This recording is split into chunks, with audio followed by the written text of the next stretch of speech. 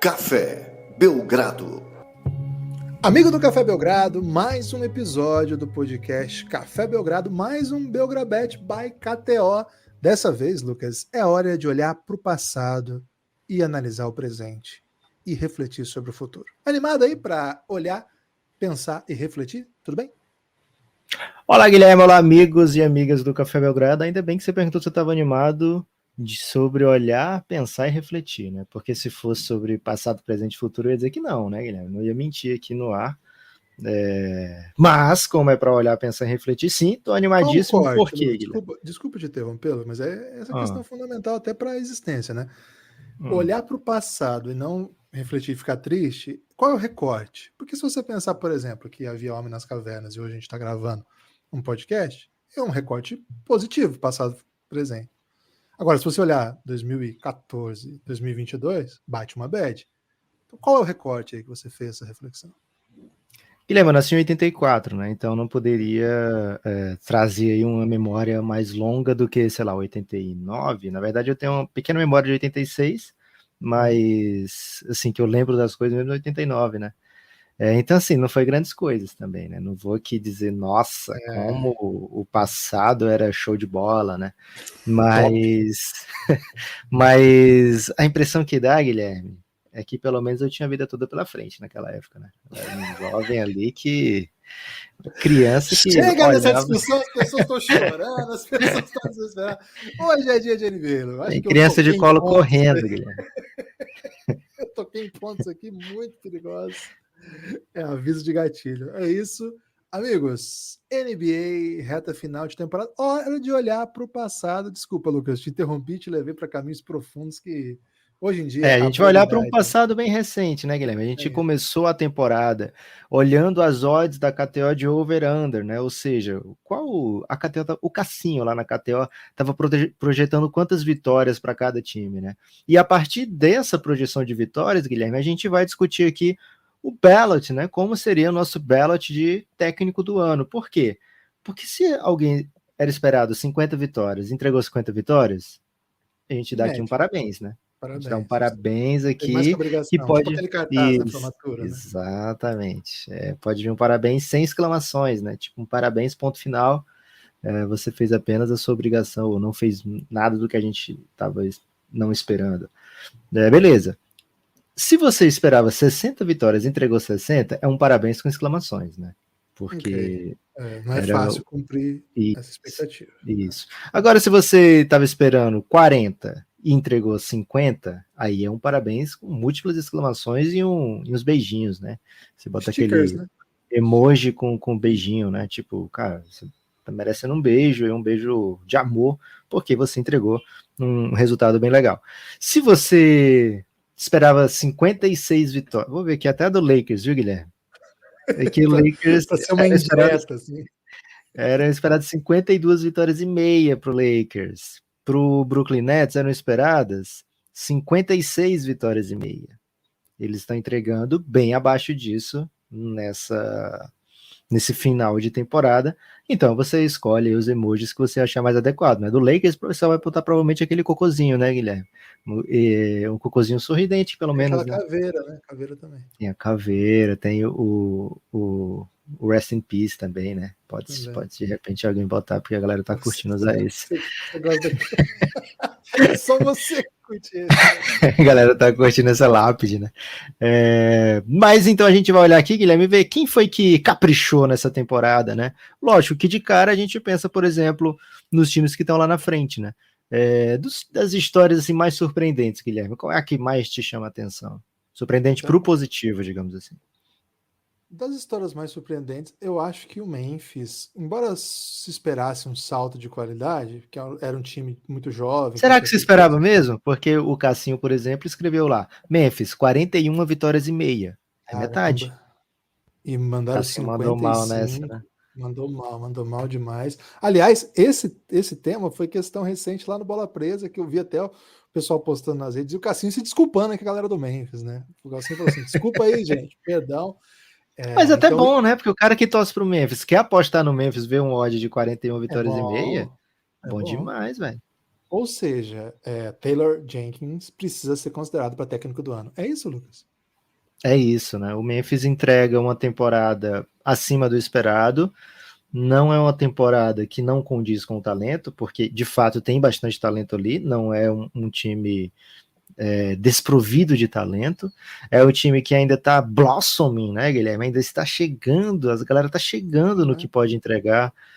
Então a gente pode Esse esperar inglês ainda assim. desnecessário foi old school, hein? Há muito tempo não piravam. Esse time tá Tão blossom. desnecessário, né? Esse foi nível plus de desnecessariedade. Então, assim, é um time que ainda tem, que olha para o futuro e fala, cara, não é só esse ano, né? A gente ainda tem anos e anos disso aqui.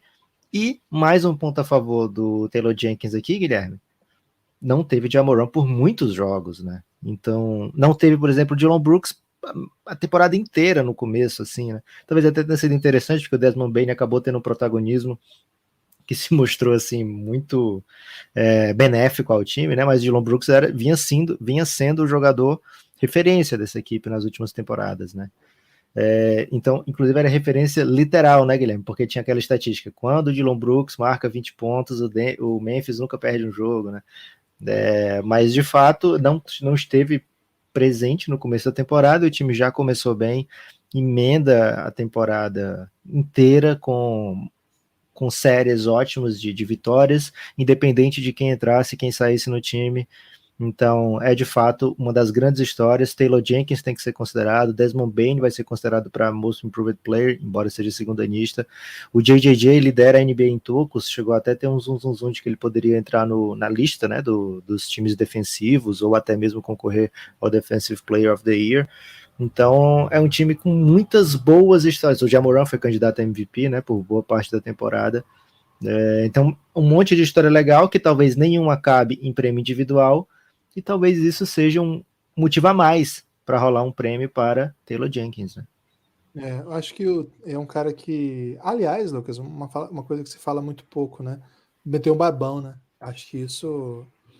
Desde quando ele chegou na NBA, a evolução Quando da ele é barba... entrevistado pelo Café Belgrado, ele tava lá lisinho, né? Lisinho, né? Era meio jovem ainda, né? E agora não, né? Agora já tem um barbão. É outra pegada, né, Lucas, quando você mete um barbão, porque aumenta a respeitabilidade, né, na liga. Aliás, você sabia que existe uma escritora que chama Taylor Jenkins? Pensei que você ia perguntar se sabia que existe um escritor com barbão, velho. Pode ser que Você ia me exista, mas pegar nessa. existe uma escritora que chama Taylor Jenkins Reid. E nesse momento, por que eu sei disso, Lucas? Porque eu escrevi no Google para ver ele sem barba, né? Para me lembrar dessa imagem dele sem barba. E aí, em vez de Você falou aparecer. frente a frente com ele, sem barba. Você Mas a minha conversou com memória é ele. terrível, né? Minha memória é terrível. Mas Caramba. eu lembrava que havia tido essa evolução de barba, né? E aí apareceu essa escritora aí, que aparentemente é muito famosa, viu? Peço perdão aí para quem for fã dela. Ela escreveu Os Sete Maridos de Evelyn. Você conhece essa autora? Enfim, Não, o Taylor Jenkins, não acho conheço nem que... a Evelyn, quanto mais seus maridos, né? Será que é uma Nossa. imitação de Dona Flor? Cara, talvez um avanço poliamorista deu a possibilidade Se dela Dona lançar. Flor fosse dos anos 2000, Guilherme, 2015, 2016, ela teria over-under quantos maridos? Cara, Ou até zero maridos? ali na situação é porque o segundo marido ele se apresenta na medida que o outro morre, né? Sim. Então ali ainda tem essa dinâmica monogâmica, cujo o fator que destoa, vamos dizer assim, é na presença de um marido, o outro marido que Cuidado com os volta. spoilers, né? Se me lembro bem, né, dessa história, faz muito tempo que não tomo contato com ela, mas o caso da Evelyn, Lucas, talvez sejam muitos maridos também nessa mesma pegada, né? A gente não tem referência. Uma questão importante de dizer do Jenkins, né? É um cara que quando vai pro Memphis Você Grizzlies, pipocou do over-under, né? A Dona não Flor. vou entrar nesse tema. Acho um tema Ok. muito delicado, Lucas, em 2022, muito delicado. Depois daí É mesmo. das polêmicas do sorvete, eu tô muito, muito cuidadoso aí. Ele chega ao Memphis como discípulo do Coach Bud, né? Um cara que trabalhou com o Coach Bud no Atlanta Hawks, vai para o Milwaukee Bucks com o Coach Bud e é levado para o Memphis Grizzlies nessa árvore. Se o Coach Bud é filho do Pop, o Taylor Jenkins é neto do Pop, Lucas. Então, assim, Ih, é uma, rapaz. é uma ramificação É como se daquela... Daniel San tivesse seus próprios pupilos? Pode Tipo, o seu ser, por que Miyagi não? treinou o Daniel San e o Daniel San agora tem o seu Isso. pupilo. Aliás, é uma pena que essa série que tem, né, do Cobra Kai aí não vai nessa linha, né? Prefere pegar o idoso pra lutar, né? Cara, É. eu fico muito irritado com o idoso lutando. Peço até desculpa aí pra quem gosta. É, cara, Taylor Jenkins é um cara que Quem manja. gosta de idoso lutando?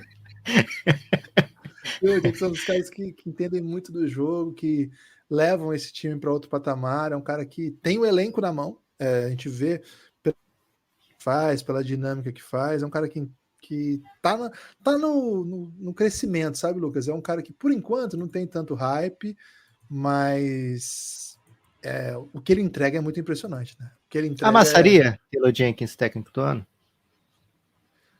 Cara, eu acho que ele não vai levar. Eu acho que ele não vai Não, apertando levar. você, Guilherme Tadeu. Iria confiante lá, vai montar o seu ballot. Cravaria um Taylor Jenkins em primeiro? Cara, não faria isso esse ano, depois eu vou explicar por quê. Ok. Então é isso, o Memphis teve até agora, né? Porque pode vencer ainda mais jogos, mas até agora já tá 14 acima do que o Cassinho previu para eles. E o Jamoran mandou um beijo pro Cassinho, viu? Também mando, viu, Guilherme? Amo demais o Cassinho. Outra equipe, Guilherme, na ponta da língua, assim. Ótima temporada de tal equipe. Você pensa em quem?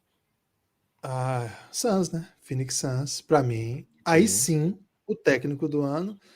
Qual era a expectativa pro Suns? Porque assim, o Suns vinha de uma Será que final. tem alguma coisa a ver, Guilherme? O que aconteceu na bolha? Você falou mais com qual elenco? Ih, Café rapaz, não tinha Belgrado. ligado esse ponto, hein? Eu tava em todas as coletivas do Memphis, Lucas, pelo simples motivo que era a que mais me chamava, né? Ou a E galera eu do Memphis estava. chamava. Você Fala tava no as duas. Suns? Fala as duas que eu mais aparecia. Suns era uma e qual era a outra? Suns e Heat. Suns e Heat. Cara, Maluco. você virou brother. Que isso? Caralho, velho. Lucas, arrepiou, velho. Arrepiou aqui. Será que temos É, esse poder? Finalmente, Lucas, temos um poder. é isso, né? E ainda se pergunta, sei lá, por que o Lakers não tá lá em cima? Quantas perguntas o Lakers deixou a gente fazer, Guilherme? Cara, uma numa pré, não sei o quê, com o técnico, que tipo, todo mundo fala com os técnicos. O técnico fala, responde 80 questões. É isso, né? Então, se você dirige aí uma equipe de NBA, por favor, faça o melhor para sua equipe, né? Chame o Café Belgrado sempre para participar e para interagir. Então é isso. O Phoenix Suns foi a equipe que eu mais falei na bolha, e agora é a equipe com a melhor campanha da NBA. Guilherme, são 63 vitórias. O Cassinho, até agora, né? O Cassinho previu 51,5, ou seja, no mínimo uma 12 aí, né? Uma dozona, 11,5 na verdade nesse momento, acima de uma campanha que já era forte, né? Já era uma das melhores campanhas do Oeste previstas pelo Cassinho. Para você ter ideia, Guilherme, tinha a do Lakers de 52,5, do Jazz 52,5 e depois Suns, né? Então o Cassinho já pensava, poxa, o Suns vem forte, mas foi muito além, né? 63 vitórias, ainda temos 2 jogos para jogar, então esse número pode chegar à impressionante marca de 65. Melhor campanha da Já é a história. da Melhor franquia. campanha da história de uma franquia que é muito relevante, né? Que já teve excepcionais campanhas, que já teve MVPs, Teve por exemplo. 3 MVPs, né? Então, poxa, é uma campanha memorável e de um elenco que não tem estrelas dominantes a priori, né? Tanto que a gente discutiu aqui recentemente no episódio fechado. Fica um convite para apoiar o Café Belgrado lá na Aurélia e ouvir o episódio fechado de esquema de pirâmide sobre a NBA. Até discutimos, né? O Devin Booker e o Chris Paul acabam dividindo. Não é como se tivesse se juntado, por exemplo, o Kevin Durant e Kyrie e James Harden. Não. É um elenco que tem suas estrelas, mas elas foram feitas ali no processo. Acho que o Chris Paul chega depois. O Phoenix Suns, além de tudo, chega na final e o Monte Williams já era para muitos, né? Eu não lembro qual foi a minha posição ano passado, viu, Lucas? Então é meio chato falar assim, eu já achava que ele devia receber ano passado. Não me lembro A se eu gente achava achava. isso. Achava? Eu não me Eu lembro acho se que eu você achava. curtiu muito com o Snyder, né? Não tenho certeza agora. Pode ser. Mas quando você dá esse salto de qualidade, de expectativa, né? Acho que essa expectativa, Lucas, ela cumpre muito bem aqui, por isso que nós estamos fazendo isso, cumpre muito bem como é que estava o termômetro, né, no começo da temporada. O time foi à final, abriu 2-0 na final, e ainda assim a sua expectativa era de 12 ou até 14 vitórias a menos do que nós estamos falando aqui. Então, quando você consegue superar essas expectativas, como foi o caso do Taylor Jenkins, mas antes de qualquer coisa e acima de qualquer coisa, ser a melhor campanha da NBA, acho que é um pouco invencionismo. Não dá para o Monty Williams, Lucas. E acho que vai ter invencionismo, viu? Eu acho que ele corre risco, Lucas. Tenho ouvido muita coisa por aí. Tenho medo que ele não fique com esse prêmio. Você ficaria chateado? Cara, eu ficaria chateado por ele, né? Temos uma amizade muito boa, ele me chama pelo nome, né? Quando ele fala Pelo nome. comigo. É o único, né? Da Então, NBA que te chama pelo nome. é verdade. Então eu ficaria chateado por ele como pessoa. Agora, como torcedor, eu não sei se eu ficaria chateado, Guilherme, porque se ele perde o prêmio de técnico do ano, se o time não tem nenhuma premiação individual, né? Por exemplo, o Michael Bridges, ele tá na briga, mas ele não é candidato sério a defensor do ano. Devin Booker tá na briga, mas não é candidato sério a MVP. Pode ser que nem entre em primeiro time, ao NBA First Team, nem Devin Booker, nem Chris Paul, né? Então, se o time chega, né? Eu como torcedor, se o time chega com todos esses chips on the shoulder, né, Guilherme? On their shoulders, no caso, eu acho que o time fica aquele sentimento de ninguém acredita na gente ou ninguém dá o valor que a gente merece, sempre acaba fazendo o time performar melhor, né? Aquele Então rancor gostoso, né? Um rancorzinho de quando você é bom, né? O rancor, por exemplo, que a gente viu do Lakers durante. Vou meter muitas distraídas no Lakers, Guilherme. O Lakers, beleza. O rancor que a gente viu sendo destilado pelos atletas, né, e até mesmo por celebridades aí, torcedores do Lakers durante a temporada, foi encabido, né? No caso de uma grande equipe de basquete como se tornou o Phoenix Suns nessa temporada, né, desde a temporada passada no caso, ou desde a bolha, diria, acho que vai causar uma coisa positiva dentro de quadra. Acho que ele leva, viu, Guilherme? Acho que ele leva. É a quarta melhor ataque da NBA, terceira melhor defesa. Fez isso perdendo 18 jogos do Chris Paul, 15, 18 jogos, vamos ver quanto ele termina aí, se ele joga mais algum nessa temporada. Fez isso perdendo jogos do Devin Booker, foram 67 até agora, perdendo um montão do DeAndre Ayton, né? Foram 21 jogos já perdidos pelo Ayton na temporada, e com vários atletas assim. O único que passa de 70 do core mesmo, assim, do principal, o Michael Bridges, né? Que jogou em todos os jogos até agora. Um abraço pro Michael Bridges, sou muito fã desse cara. Mas assim, é um time. Pro Draymond Green, que é para muitos o melhor defensor da sua geração, o melhor defensor da temporada é Michael Bridges. Ele faz muito, né? Eu ia dizer que ele faz tudo, mas tem algumas coisas que ele não tem tamanho para fazer, digamos assim, né? Não vai conseguir marcar o Embiid, mas ele dá 1-4 e boa parte dos pivôs, que não se chama Embiid, Jokic e tal, ele faz muito bem esse papel, né? Então, é de fato um dos melhores da posição. Não é à toa que o win share dele, Guilherme, é o maior do time do Phoenix Suns, né? Mesmo ele não tendo estatísticas ofensivas tão relevantes como o Chris Paul, Devin Booker, e nem mesmo o DeAndre Ayton. Então, assim, é um time que... Por que eu falei que tanta gente perdeu o jogo? Porque é um time que manteve o padrão, né? Não importava quem estava fora, talvez importasse para uma execução, um tipo de execução, um plano de jogo, né? Como é que você encerra um jogo? Você ter Chris Paul na quadra é uma coisa, quando não tem é outra. Mas a maneira que o time atuava, se portava, defendia, atacava, não dependia de quem estava na quadra, né? E acho que isso fala muito também sobre quem estava fora da quadra organizando o Monty Williams. Um abraço para o Mister, viu, Guilherme? Mister Monty Williams, aliás, tem três técnicos que merecem o título de Mister, né? Jorge Jesus, Monty Williams, Coach Galego, que tá atropelando na LBF, hein, Guilherme? Mister Galego, não é mais Coach Galego, viu? A partir de agora é Mister Galego. É mesmo? Vai meter essa? Lembra que eu queria falar uma coisa sobre o Galego no podcast? Era isso, já tem uns 2 ou 3 podcasts que eu queria falar. E ele só empilha, né? De lá para cá continua empilhando. Aliás, se você mora em São Luís, amanhã tem jogo, hein? Vai lá prestigiar o Sampaio do Mister Galego. Amanhã jogar, sábado, Ituano e Sampaio. Sampaio é líder, invicto. E o Ituano atual campeão. Então deve ser um jogo daqueles, 21 né? cestas de 3 no último jogo, hein, pro Sampaio. 20, eu acho. 20. Você se emociona, Guilherme? Cara, me emociona. É o galeguismo, né? O galeguismo tá on.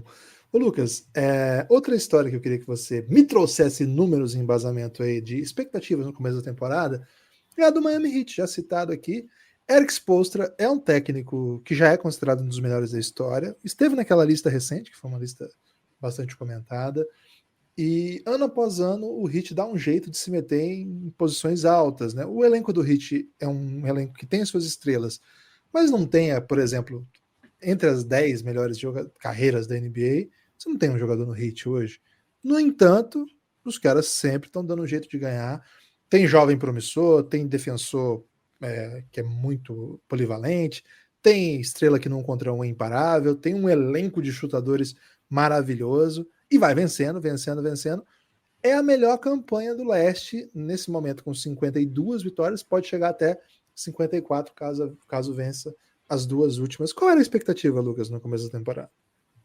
Guilherme, aí tem que fazer um pequeno parêntese, né? O salto que o Heat dá em vitórias não é tão expressivo, né? O Cassinho tinha previsto, cara, esse time do Heat é duro, é bonzão, vou botar 48 vitórias e meia aqui, né? Então não é tão longe dos 52 vitórias e meia hoje. Porém, Guilherme, se você comparar com as outras histórias do leste, o Cassinho previu uma quarta posição para o Miami Heat, engavetado ali com Atlanta e Boston, né? Era para ele estar atrás do Brooklyn Nets, era para ele estar atrás do Milwaukee Bucks, era para ele estar atrás do Philadelphia 76ers. Então, o Heat ser o primeiro com sobras, não uma grande sobra, não, mas nesse momento da temporada, aliás, a temporada inteira veio liderando, né? Só raros momentos ali, o Bulls no comecinho e depois o Boston chegou a beliscar, mas o grosso, né, a constante, foi Heat na frente. Então, assim, essa dominância do leste não era esperada pelo Cassinho. O leste está mais encasquetado do que o oeste, né? Então você está enfrentando, sei lá, quando você está num dia que você está enfrentando um time não tão forte, você pega um Knicks, você pega um Wizards, que tem mais de 35 vitórias, né? Que daria a vaga no play-in no oeste, por exemplo. Então, essa temporada do leste as coisas foram um pouco mais apertadas e você vê o Heat na liderança, fala muito bem do trabalho do Spoelstra, também teve muita partida sem Adebayo, também teve muita partida sem Jimmy Butler, é uma constante dessa temporada, né, Guilherme? Difícil são os times que têm a maioria dos seus jogadores jogando, é um ano de Covid, você entra em contato com alguém que teve Covid, você já tem que perder uns 2, 3 jogos, né? Então, mesmo que não tenha o seu teste positivo. Então é uma campanha bem boa do Miami Heat. Guilherme, eu ouvi uma entrevista, não sei se você ouviu já do Adebayo com o Zach Lowe, ele falou que aquele entreveiro que teve lá, do Jimmy Butler com o Spoelstra, ele falou assim, é porque vocês não veem nossos treinos, né? Então o Heat está fechadão assim, para até mesmo para esse evento que foi tão marcante, ser mais uma parte assim, não, isso aqui é o nosso jeito, vocês não entendem, nós somos diferentes mesmo, e vem aí para mais uma run, o Heat que chegou à final na bolha, ano passado foi dominado completamente pelo Milwaukee Bucks, e esse ano parece vir aí com faca nos dentes, Guilherme, assunto já debatido aí recentemente. Essa briga aí, Lucas, segundo o Adebayo corriqueira, aconteceu, né, o estopim foi simplesmente porque o Jimmy Butler chamou Eric Spoelstra para briga. Simplesmente, ele falou que eles... Aí o Spoelstra olha para ele, você acha que eu vou brigar com você? Ele fica ele faz uma cara assim de... Não é possível que você ache que eu vou brigar com você, depois ele taca a prancheta, uma grande confusão, o Dennis Haslem sai em defesa do técnico, isso nas leituras labiais que eu vi no Twitter aí dos americanos, Lucas, não sei se procede. Spoelstra vai receber uma estrelinha também, mas aparentemente não é o nosso candidato. Lucas, para a reta final aqui, eu quero que você escolha uma dessas campanhas para a gente falar um pouco mais detidamente.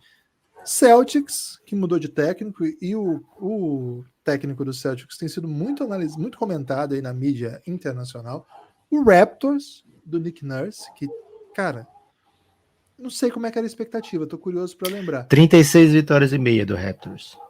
Então já teve um plus aí de 11. Se acabasse agora a temporada, o time ainda pode chegar a 13. Seria um dos maiores, né? Talvez o Memphis só seja a maior expectativa. Um salve para Nick Nurse. Chicago Bulls, qual que era, Lucas? Chicago Bulls era nada mais, nada menos, Guilherme, que 42 e meia. Então tá na média, tá fechando com 45. Talvez a história da temporada do Bill Donovan tenha sido prejudicada. Talvez ele pudesse estar na casa dos 50, se não tivesse acontecido tanta doideira. Essa eu tô muito curioso. Cleveland Cavaliers. Cleveland Cavaliers é demais, né, Guilherme? 26 vitórias e meia. Era para ser era para ser top 5 de baixo, né? Vamos falar desse então. Acho que daqui a pouco a gente fala do Udoka. Cara, absolutamente doideira o que aconteceu com o Cavs. E Lucas, absolutamente técnico-tático, né? Não é a chegada de um monte de jogador, alguma coisa que mudou durante a temporada, coisas assim. O que aconteceu com o Cavs se explica com excepcional trabalho da comissão, claro, da evolução dos seus jovens. Fala aí sobre essa temporada insana, né? Inacreditável que o Cavs tá de... E olha só, nós estamos falando isso mesmo depois de muita coisa acontecer com o Cavs e o time não conseguir um alto número, né, de vitórias, um número de vitórias mediano, perto do que já foi a temporada. Hoje 43, deve ir para o play-in. Outra coisa que eu peço que você destaque, o Bickerstaff, que é o técnico do Cavs, não tinha hype nenhum. As pessoas achavam que é um técnico aí, bem pronto, um cara que já rodou aí, que não fez nada demais. Que temporada de Bickerstaff e do Cleveland Cavaliers? É isso, Guilherme. O Bickerstaff teve em alguns times bem interessantes, né? Teve naquele Houston, que foi pré-Mike D'Antoni, já com o Mike D'Antoni, né? Teve no Memphis recentemente, antes de ir para Cleveland, né? Ele até pegou o serviço interino lá do Memphis, antes de vir para o Cleveland, começou como um associated head coach, depois virou o head coach do Cleveland Cavaliers.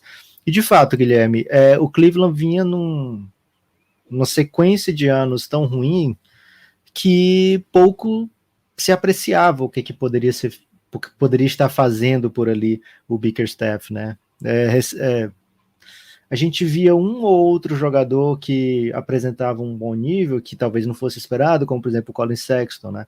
Ele começou muito mal, e depois no ano seguinte, dá para ver aqui o Colin Sexton como um jogador de core de um time que faz coisas interessantes, né? Mas para esse ano foi uma mudança generalizada, né? Acho que tem que ser ressaltado o trabalho do JB Bickerstaff, mas também da direção do Cleveland Cavaliers, né? Que conseguiu montar, draftou o Mobley, trouxe o Ricky Rubio, e aí o trabalho que eles fizeram como um todo, né? De player development, vai mostrando, né, o seu potencial. Darius Garland jogando muita bola, o time encontrando alguns jogadores assim que entram e encaixam na rotação, né, como por exemplo o Lamar Stevens, que faz um bom trabalho, o Isaac Okoro, né, a gente já gostava dele como prospect, mas sabendo que o jogo dele era muito limitado ofensivamente. Esse ano ele teve jogos explosivos ofensivamente, né? Então acho que o que o Cleveland está fazendo ali é bem interessante enquanto organização, e algo que a gente, mesmo nos anos de LeBron James, a gente não dizia, Guilherme. A organização do Cleveland Cavaliers é forte. Isso não era dito. O que era dito era que o time era muito bom por causa do LeBron James, né, que, querendo ou não, atraía um free agent para jogar ali, convenceu a direção e o Kevin Love, etc., enfim, para formar aquele Big Three da época. Então, assim, mesmo nos melhores momentos do Cleveland, antes dessa nova geração agora, não parecia algo duradouro e perene, né? Porque o Cleveland não ia para playoff sem LeBron James, Guilherme. Agora está sendo o contrário, né? O Cleveland está indo pelo menos para play-in sem LeBron James, e o LeBron James não está indo, né? Então o Cleveland parece finalmente ter se tornado algo agora sustentável, né? O que está acontecendo em Cleveland. E é um monte de história boa, né? Darius Garland, Jarrett Allen, poderia ser um candidato a defensor do ano se estivesse jogando, né? Ainda. Ricky Rubio jogando muita bola, Evan Mobley tá por ali, o Colin Sexton se machucou logo no começo, mas vinha fazendo já um bom ano também. Então, e claro, JB Bickerstaff sendo o maestro dentro de quadra de tudo que está acontecendo. É um time que eu fico de olho aí, Guilherme, para as próximas temporadas. Esse ano vai sediar 2 jogos, deve sediar 2 jogos do play-in, mas é muito difícil passar tanto por Brooklyn Nets como por Atlanta Hawks. Não duvidaria, viu, Guilherme? Porque tem muita briga nesse time, e tem um talento fenomenal no Darius Garland. Não sei se o Evan Mobley vai poder jogar. O Lauri Markkanen, né, que foi uma contratação para a temporada, também não foi não foi arrependido, não deu para se arrepender, mesmo tendo já Jarrett Allen, tendo o Evan Mobley. O Bickerstaff encontrou um jeito de utilizar essa galera junto, né? Então, só boas histórias aí. Outras ótimas histórias, Guilherme, de técnico da temporada. Jason Kidd, uma evolução muito grande durante a temporada pelo Dallas, tem muito a ver com a troca também, mas acho que tem muito a ver, tem até mais a ver com como ele conseguiu implementar uma defesa para essa equipe do Dallas Mavericks, que sobreviveu muito de ataque do Luka Doncic, né, nas últimas temporadas. Ótimo para o desenvolvimento do Luka. Mas agora acho que o time tá mais encorpado, viu, Guilherme? Acho que é um time mais difícil de ser derrotado na série de 7 jogos. Veremos em breve, muito em breve, né? Mike Malone, lógico que ter o Jokic sempre é demais, mas você projetar uma temporada sem 2 dos seus 3 principais jogadores deve ser pesado sempre. O Doka, se o Kidd viu uma evolução do time da temporada, imagina o Boston, né? O Boston vinha para ser uma campanha de 50% até, sei lá, virada do ano, e de repente se tornou um dos melhores times, uma das melhores defesas, um dos ótimos ataques da liga. Será que tem a ver com o Brad Stevens trazer todo mundo de volta, Guilherme? Talvez, né? Era um time que meio que se conhecia. O Brad Stevens, com muita saudade dos seus exes, foi trazendo de volta, né? Daniel Theis, Al Horford, todo mundo que podia. E você, Guilherme, tem mais alguma aí que você quer destacar? Não, eu queria só sublinhar isso que você falou do Doc, passa também pelo que você falou do Jason Kidd, que cara, o pior é que eu não vou conseguir dar a fonte, que eu não lembro mais quem foi o cara que falou isso, não foi no podcast do Bill Simmons, que esses caras que acabam de chegar no time, não foi o Bill Simmons, foi o cara que estava na entrevista, agora eu não lembro quem foi. Esses caras que acabam de chegar e o time começa mal, e é o caso dos dois, né, do Doc e do Jason Kidd, não começam tão bem, talvez seja o menor tempo, não significa que o trabalho não tenha sido bom no começo, né? Que na verdade ele estava treinando muito bem, porque tanto estava treinando muito bem que as coisas se acertaram, né? A coisa não se acerta naturalmente em quadra, acerta por trabalho, com investimento, com tentativas, né? Compreensão do que está acontecendo e, sobretudo, refundar hábitos mesmo, né? Mudar maneiras de jogar, adaptação das peças. Então, em geral, esses caras não são muito considerados quando o time começa mal a temporada e depois pega, é um diferencial, mas esse deveria ser até um fator assim de, cara, o cara acabou de chegar e no meio do caminho começou mal, ainda conseguiu dar jeito, significa que está trabalhando bem há algum tempo. Eu achei um ponto interessante, porque a NBA a gente tem essa ideia que é uma liga que se joga muito e que se treina pouco, porque tem poucos horários de folga, tem muito jogo back-to-back, mas, cara, não é verdade. Esses times nesses dias que não tem treino, não tem jogo, muitas vezes eles treinam em dias de jogo para fazer ajustes, etc. E, cara, a presença dos técnicos... Muito vídeo, né? Muito vídeo.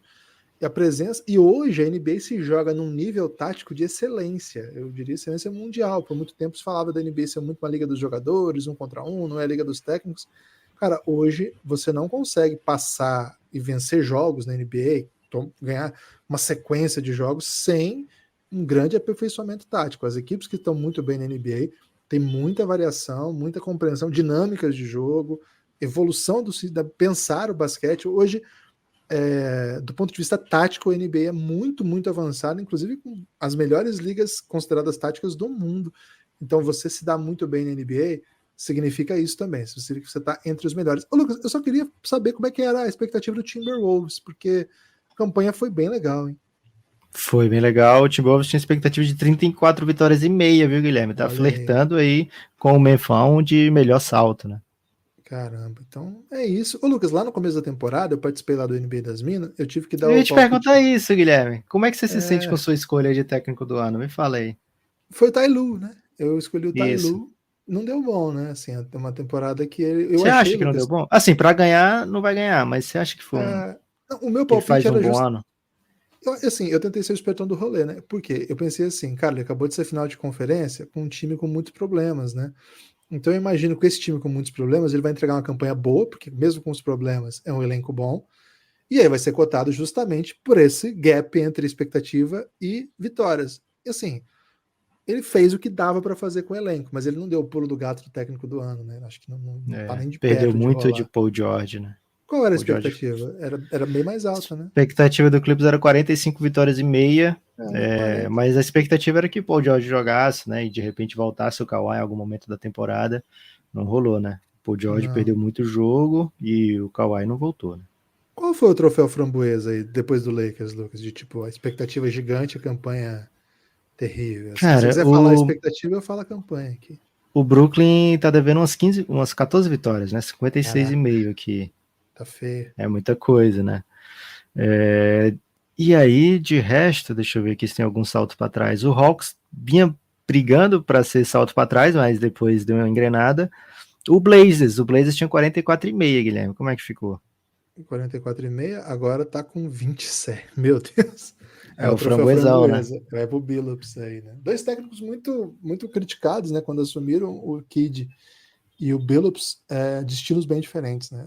A temporada do Billups deu tudo que dava para dar errado deu. O time acabou em outra direção, mas antes de começar a tancar, já era muito ruim. Não é que o momento que começou a trocar e perdeu o CJ McCollum e o Lillard ficou fora muito jogo. Não.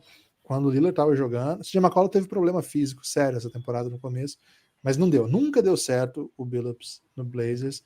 Troféu framboesaço aí para ele. Lucas, você tem destaque final? Meu destaque final, Guilherme, até você comentou rapidamente, né? A gente lançou um episódio que é o esquema de pirâmide, mas é um esquema de pirâmide diferente de todos os outros, viu, Guilherme? Porque a gente aproveitou para meter um balance nele, que é justamente as 15 melhores temporadas da NBA. E aí, de jogador, né? Então, a partir das 15 melhores temporadas de NBA, a gente montou lá os nossos All-NBA Teams, né? Então, se você quer ouvir as opiniões do Café Belgrado sobre o All-NBA dessa temporada, sobre MVP também, né, Guilherme? Porque no topo da pirâmide só tem um. Tem que ouvir lá o nosso episódio para apoiador. Para apoiar é muito fácil, entra no app da Aurelo e apoia o Café Belgrado, começa a apoiar lá, e imediatamente você já fica com acesso a todo o conteúdo de áudio. Se você já é apoiador e ainda não tem acesso lá pela Aurelo, pelo amor de Deus, se você apoia por outro lugar, né? Se você apoia pela Aurelo, já tem. Mas se você apoia por outro lugar, manda uma DM pra gente, que a gente te bota lá para acessar também, junto com os nossos apoiadores da Aurelo, porque lá é o melhor lugar que tem para ouvir podcast, viu, Guilherme? Então fica esse convite para você que não é apoiador do Café Belgrado, olhe lá no app da Aurelo, Café Belgrado, segue lá e começa a apoiar. Minha sugestão é o plano de R$20, porque você entra também no grupo de apoiadores do Telegram, né? E se você quiser fazer o de R$9, você fica com acesso a todo o conteúdo de áudio, mas sem acesso ao grupo no Telegram. Então faz esse esforcinho aí e apoia o Café Belgrado, que a gente está precisando muito de apoiador, viu, Guilherme?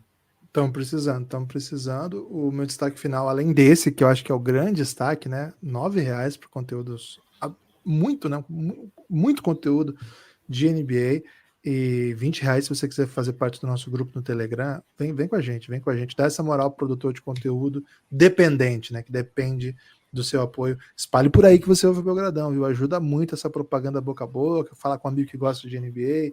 De repente, hoje em dia o podcast está muito difundido, não precisa explicar tanto. Talvez você tenha que explicar que agora é por áudio, né? Porque hoje em dia a galera acha que podcast é vídeo, mas de maneira geral. Mas aproveitando que eu falei de vídeo, meu destaque final é convidá-los para baixar o app da Tabum, onde fazemos lives diárias, viu? E quase todo dia, geralmente de segunda a quinta, mas às vezes varia o dia, tem quiz que vale R$100, o Pix você ganha na noite mesmo. São 11 questões em 3 dias da semana sobre basquete. Um dia é sobre doideiras. Então, baixa o app da Tabum, T-A-B-O-O-M, e procura o Café Belgrado lá, já segue a gente. E fica atento aí nas redes sociais que a gente avisa quando vai ter novo quiz. Cara, R$100 é mamata, viu? Tem muita gente aí fazendo uma refeição top. Eu sei que não dá para comprar tanta coisa a mais com R$100, né? Mas um bifão de picanha tem dado, viu, Lucas? E a galera tá se dando bem. Valeu, forte abraço e até a próxima.